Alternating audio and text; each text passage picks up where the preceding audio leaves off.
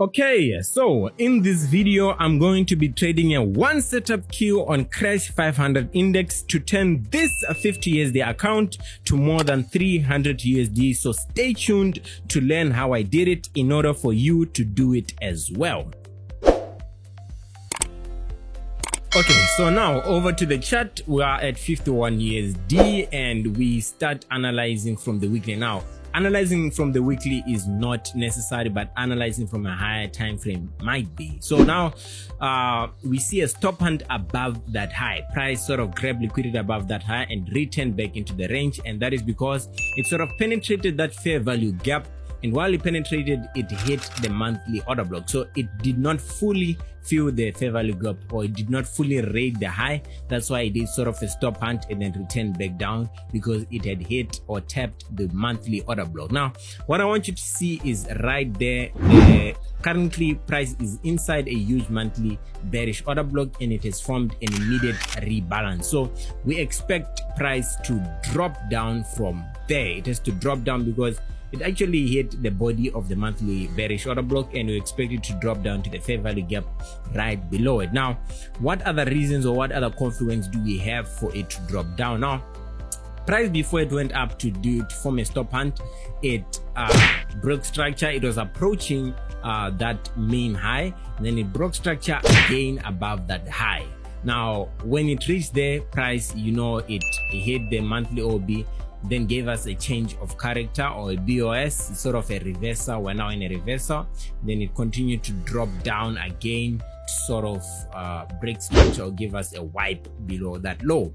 Now, when it returned back up, I want you to see how it hit the weekly order block, and this weekly order block is actually in line with the daily breaker block, but I haven't shown it. Now, price has to drop down, and it did it from the weekly or the daily breaker block. I didn't show it again, and it dropped down to break structure below that low.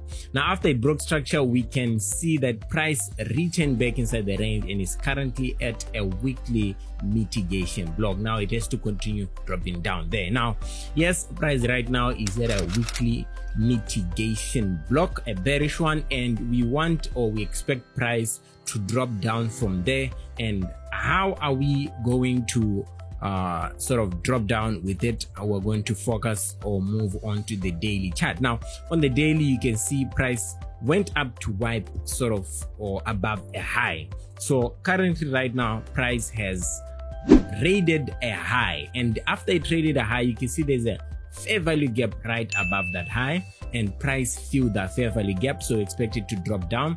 And in line or inside that fair value gap is a daily order block, so we expect price to drop down from there. And we got a bearish reaction on the previous candle. So I think right now it's retesting, and the reason it's retesting, okay, so you can see there's a fair value gap right there on the 4-hour. Price filled it where we already covered the fair value gap.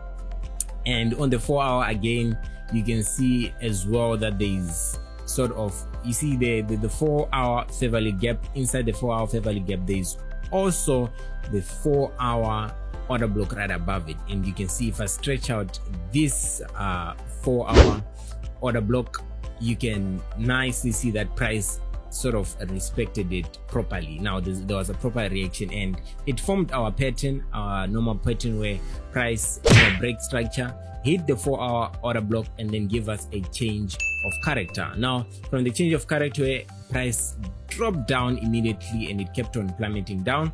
And on the 4-hour, after it gave us a change of character, from the 5-minute, it went up to that 15-minute order block or 5-minute order block, and it dropped down from there. So yes, that 15-minute order block. Now, after price dropped down, it returned back inside. Now, where are we going to be selling it? We're going to be selling it at that premium zone, where price sort of want to grab liquidity above that high and then drop down from there. Now, above that high, or when it's doing a liquidity grab, it's going to meet with a 4-hour order block, like in the premium zone. Now, from there, it's going to drop down, and we might actually be selling quite sooner than you think. Now, that 4-hour order block is in line with the 1 hour order block, or the 1 hour order block is inside the 4 hour OB. Now, because it's sort of, I can't show it nicely on the phone, but I'll try my best. If we zoom into the 15 minute, you can see there's a small fair value gap right there. You see that fair value gap right there, or inefficiency. If I stretch it out, price still has to fill or to fare in the sells or the buys right in that zone, and it's going to be met with a 15-minute order block where we're going to be selling. So we're going to be placing our sell limits right at that order block, and we will hope for the best, and price is going to reach there and drop afterwards. That's what we expect. Now I started placing my sell limit and I pegged as usual. Now we wait for afterwards.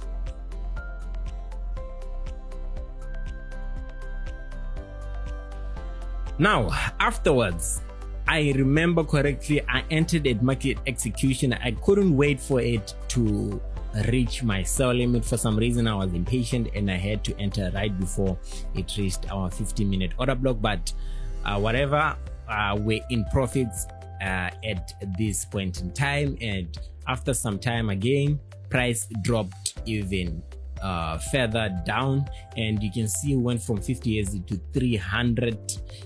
Some nice profit margin right there. And yeah, like usual, we were winning. It had to keep on dropping down. Because there was a huge fair value gap, but I had reached my my profit target. So it's like I was in a dilemma between closing because of profit target or closing because of reaching our POI. But yeah, I chose to close at 300 USD. So thank you for watching the video. Make sure to like, comment and subscribe if you haven't. I'll see you guys on the next video.